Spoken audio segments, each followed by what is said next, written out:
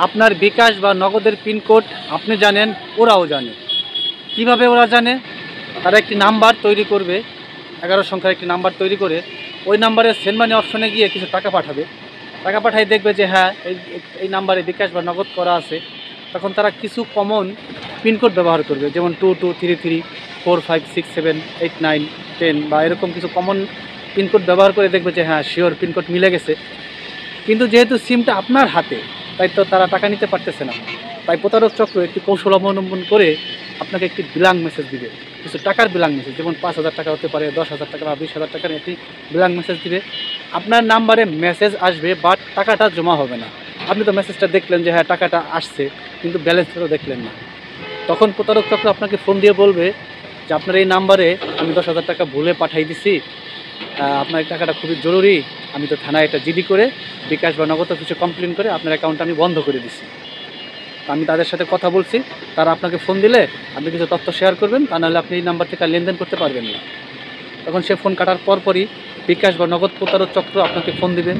Phone দিয়ে বলবে যে আমি বিকাশ বা নগদ অফিস থেকে বলতেছি, আপনার এই নাম্বারে 10,000 টাকা গেছে দেখেন। তারা জিডি করে আপনার নাম্বারটা বন্ধ করে দিচ্ছে। আমরা অভিযোগ পেয়ে আপনার নাম্বারটা বন্ধ করে দিচ্ছি, আপনি এখন নাম্বারটা আর লেনদেন করতে পারবেন না। আপনি যদি লেনদেন করতে চান তাহলে আমাদের সাথে কিছু তথ্য শেয়ার করেন, আমরা নাম্বারটা খুলে দিলে আপনি লেনদেন করতে পারবেন। তো কথাগুলো শুনে আপনি হয়তো ভয় পাবেন, সামনে ঈদ আসছে, কেনাকাটা করবেন। তখন তারা আপনাকে একটি বলবে যে আপনি পিনকোড কাউকে শেয়ার করবেন না, আমরা আপনাকে আশ্বস্ত করব। পিনকোড কাউকে দিবেন না, আমরা একটি ওটিপি পাঠাবো। এই ওটিপি নাম্বারটা শুধু আমাদেরকে বললেই আপনার ঝামেলাটা আমরা মিটিয়ে দিব। তখন দেখবেন যে হ্যাঁ 4 সংখ্যার একটি ওটিপি নাম্বার আসছে। তখন ওটিপি নাম্বারটা আপনি তাদেরকে জানাইলেন। আপনার জানানোর সাথে সাথে বিকাশ বা নগদের যাবতীয় তথ্য তাদের হাতে চলে যাবে, কোনো তথ্য আপনার কাছে থাকবে না। সমস্ত টাকা পয়সা তারা উত্তোলন করে নেবে। তখন আপনি হয়তো টের পাবেন না, কিন্তু পরে যখন আপনার নাম্বারে মেসেজ আসবে তখন আপনি দেখবেন যে হ্যাঁ সমস্ত টাকা পয়সা তো সে নিয়ে গেছে। তাই আমি আপনাদেরকে বলবো, আপনারা এখনই সাবধান হন, সতর্কতা অবলম্বন করেন।